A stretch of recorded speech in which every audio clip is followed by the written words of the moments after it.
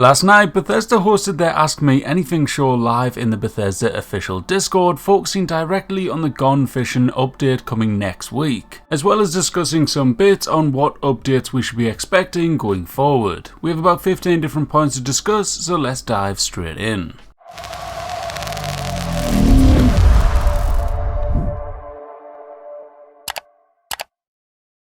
Coming June 3rd, the Gone Fission update is going to be adding in the new feature of fishing, officially classifying the game as an MMO in some people's opinions. The show last night started with some light questions, but then really dove into some really interesting ones, which I'm sure many people are going to be pretty excited about. With all of the demands for more raids, quests, expansions, and everything else going on, the devs were asked straight away, why did they actually choose fishing? Apparently the reason behind it was for players to kind of re-engage with the world, making them to go to areas where they never go. The maps kind of become this kind of thing where you only go to certain areas for certain events and stuff, and they wanted to really kind of freshen up the map, make you go back to these places which you may have never been like since the start of the game, since you were first adventuring, so it really kind of makes the map feel new in a sense. Focusing their attention more on the actual fish themselves, John Rush also confirmed that we will be getting more fish added before the end of the year.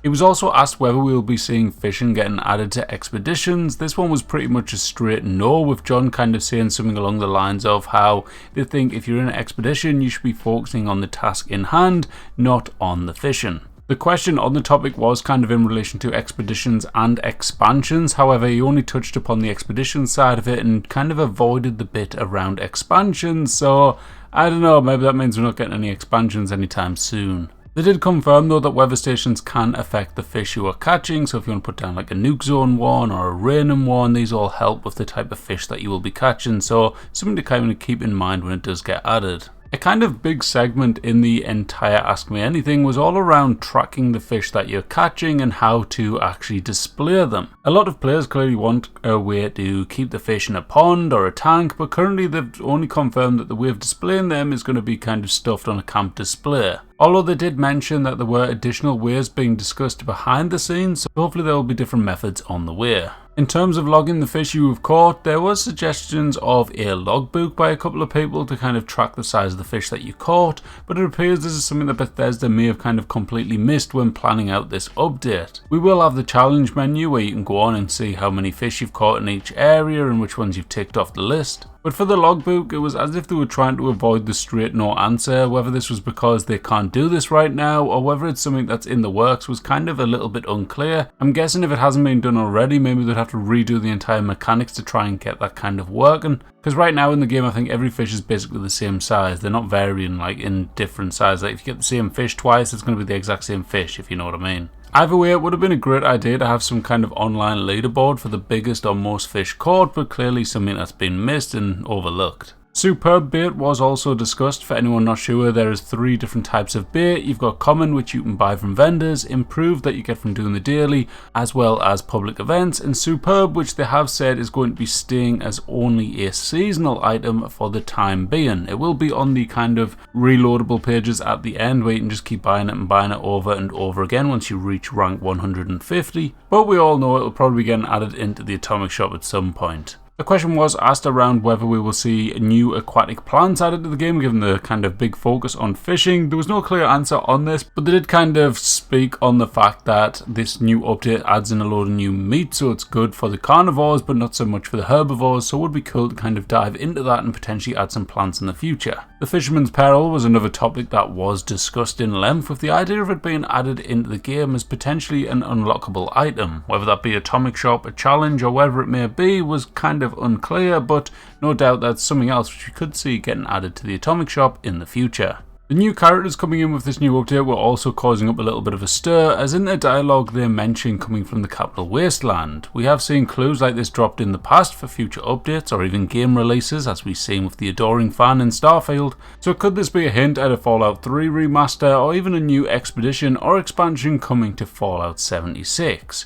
John didn't say directly, but he had discussed how he loves this side of 76 as it's kind of so far back in time compared to the other games that we can go back and explore these places like we did with the pit.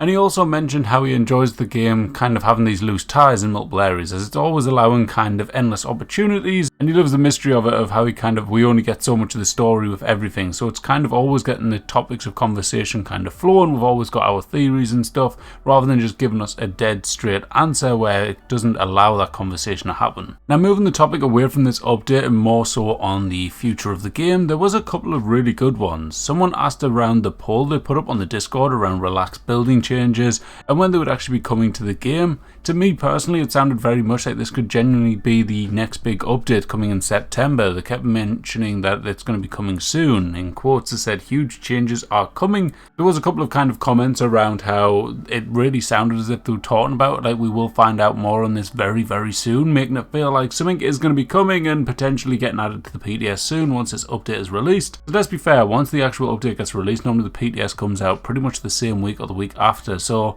we could genuinely be hearing out some new information very, very soon. In quotes, John said huge changes are coming, but like I say, he wasn't kind of clear on when it was coming out, but he was excited about all the changes they were going to be adding to the camp menu and camp building kind of mechanics and stuff like that. He also mentioned that there is also said to be big plans in the works for events and how they work, but it was very brief and not too much discussed on it. They were asked as well if we would be getting a new fishing boss, which they said is an awesome idea and one that they've seen in most games that have fishing, so why would we not have it, and we kind of love the idea of it. That was all they kind of said on it though, so maybe another thing that could potentially be in the works and maybe planned to be coming to the game quite soon. Hopefully by the end of this year, given the fact they said that there'll be more fish getting added. So I'm guessing there'll be like a part 2 of this update maybe. In a sense, I wish they wouldn't do all these part 2s because we're left with so many kind of half-done updates now. It's getting kind of crazy. On the topic of that, the never-ending update that I don't think will ever be finished with the Milepost Zero content,